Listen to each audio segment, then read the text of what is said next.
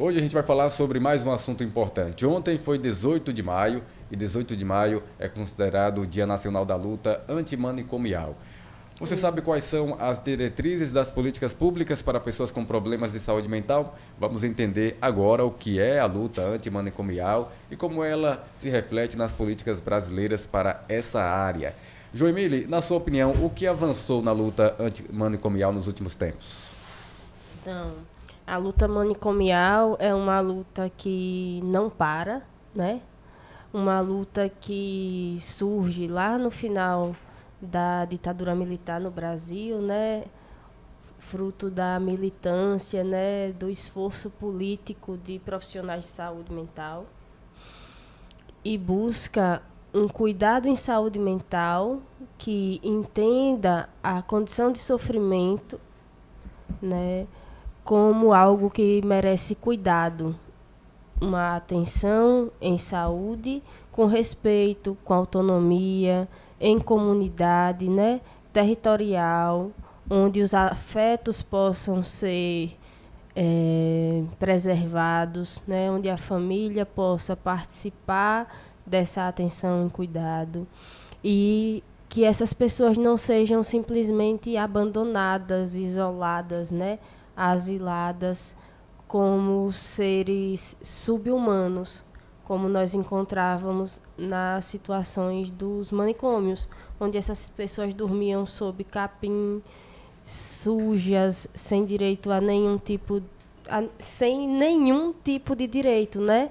Não eram cidadãos, não eram cidadãs. Isso é uma realidade muito recente, né? E que ainda, eu me arrisco a dizer, contemporânea. A gente ainda vive uma lógica manicomial nos dias de hoje, apesar da nossa luta, dos nossos esforços, né?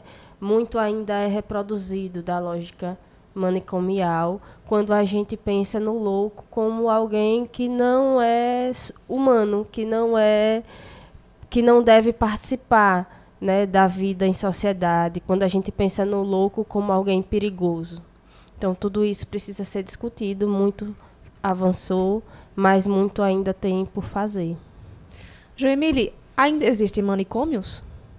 Os manicômios, na maneira como eles aconteciam, não existem mais, né? Ferem, inclusive, a lei brasileira. Então, é proibido no Brasil que existam manicômios. O que a gente tem hoje são os hospitais psiquiátricos, né? Onde o internamento acontece em situações muito específicas, com um tempo pré-determinado, não é para a pessoa ficar lá abandonada a vida toda, né? O internamento no hospital psiquiátrico precisa ter uma função, um motivo, né? E o tratamento precisa ter começo, meio e fim.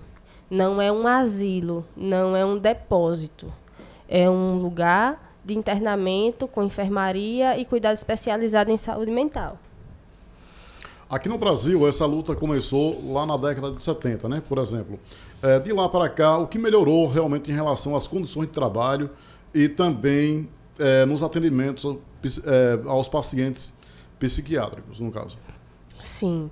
Então, no final da década de 70, né, ali naquela transição da ditadura para o processo de democratização do Brasil, uma série de profissionais de saúde observaram que aquela lógica, né, do isolamento, ela era problemática, né? Ela feria direitos fundamentais da condição humana. E aí esses profissionais se organizaram, né, politicamente, em uma militância, buscando a construção legal de uma outra lógica, né? Então, houve a ocupação do Congresso ali, começou uma série de debates. Esses profissionais, eles são super importantes porque eles fundam, né? Eles se inspiram em outros movimentos no mundo, como na Reforma Italiana, e aí eles vão dizendo a gente precisa mudar a nossa lógica de trabalho e a gente precisa olhar para esses pacientes, para esses sujeitos de uma outra maneira, oferecendo um cuidado que garanta a autonomia, que garanta a participação dos sujeitos. Então, o trabalhador em saúde mental hoje é uma peça fundamental na luta antimanicomial, porque são eles que estão em contato direto, né, com essas pessoas, e são eles que estão observando uns aos outros, inclusive, para que não haja a reprodução da lógica, né, do desrespeito, do abandono, de tratar a pessoa, né, chamada de louca como alguém que é desprezível, que é perigosa, que não contribui para a sociedade. Rayane Varjão.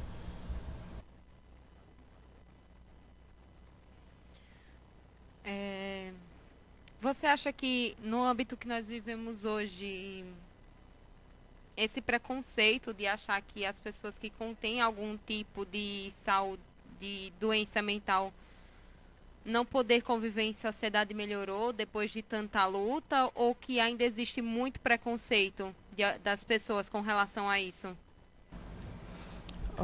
Obrigada pela pergunta. Eu não queria sair daqui sem falar sobre isso. A gente ainda encontra muito preconceito. A gente ainda encontra pessoas que não fazem um tratamento psiquiátrico ou não buscam a psicoterapia porque entendem que é coisa para louco, ou que alguém vai achar que que ela é louca, né? Eu não vou no psiquiatra porque psiquiatra é médico de doido. Eu não faço terapia porque eu não sou louca, né? Então, isso faz parte dessa história do louco como alguém desprezível, como alguém que não é digno de nada, como alguém que precisa ser escondido, isolado, né? Asilado. Então, o preconceito ele ainda é muito presente. E a nossa luta é para que haja o entendimento de que a ideia de loucura é uma ideia que de saída já é preconceituosa, né? A gente atribui como louco alguém que não corresponde a um certo comportamento, né? Que não se adapta a uma certa lógica, né? Se a gente for pegar a história da loucura, na Europa, no processo de higienização, todo mundo que não estava enquadrado ali naquela dinâmica da produtividade, do trabalho, da organização, da limpeza social, do que era o projeto de cidade, era colocada num navio e jogada ao oceano. Não importava para onde eles iriam ou o que aconteceria. Era para limpar a cidade de tudo que não coubesse naquela organização. Então, os pobres, crianças, mulheres, pessoas que não se adaptavam àquela organização da cidade, eram jogadas ao mar no que era chamado de nau dos insensatos, né? E aí foi se construindo, né, a ideia de cidadão, né, de normal, de pessoa normal, como alguém que é capaz de contribuir para a produção de capital, para a produção de lucro. Então, alguém que é capaz de se adaptar ao trabalho, alguém que é capaz de se adaptar à escola, alguém que é capaz de se adaptar à igreja, às instituições de controle da nossa sociedade, né? Então, é normal quem segue o protocolo, quem é capaz de se adaptar a esses protocolos pré-determinados pela sociedade. E aí, ainda hoje, a gente ouve, né, as pessoas querendo se afastar o máximo possível da ideia de loucura, porque não dá para correr o risco de ser, né, afastado da sociedade. Depois deixou de ser os navios dos insensatos, né, as naus dos loucos, e passou a ser o isolamento nos hospitais, né? Essas pessoas passaram a ser, né, cobaias mesmo da medicina, onde uma série de estudos e de procedimentos eram feitos usando essas pessoas sem nenhuma dignidade, sem nenhum respeito, em nome de uma medicalização da dor, em nome da medicalização do desejo, de qualquer coisa que, né, ultrapassasse os limites daquelas normas do que se pretendia enquanto cidade naquele momento e ainda hoje. Muito bem, nós estamos conversando aqui sobre a luta antimanicomial, que foi comemorado ontem, lembrando aí essa data, 18 de maio. E eu queria saber, para a gente fechar, Joemile, como tem sido a participação de vocês, psicólogos, nesse movimento? A nossa participação tem sido em fortalecer o debate, né, em torno da importância do sujeito participando e tomando decisões a respeito do seu tratamento, né, dos seus processos terapêuticos, entendendo que o processo terapêutico, o tratamento psiquiátrico, não visa, né, o controle, o isolamento, né, a ausência do desejo, a ausência da desobediência, não é para as pessoas ficarem dóceis, né? Mas sim para as pessoas serem capazes de lidar com suas dores, com seus conflitos, com as suas angústias, capazes de criarem, né, os seus próprios desejos.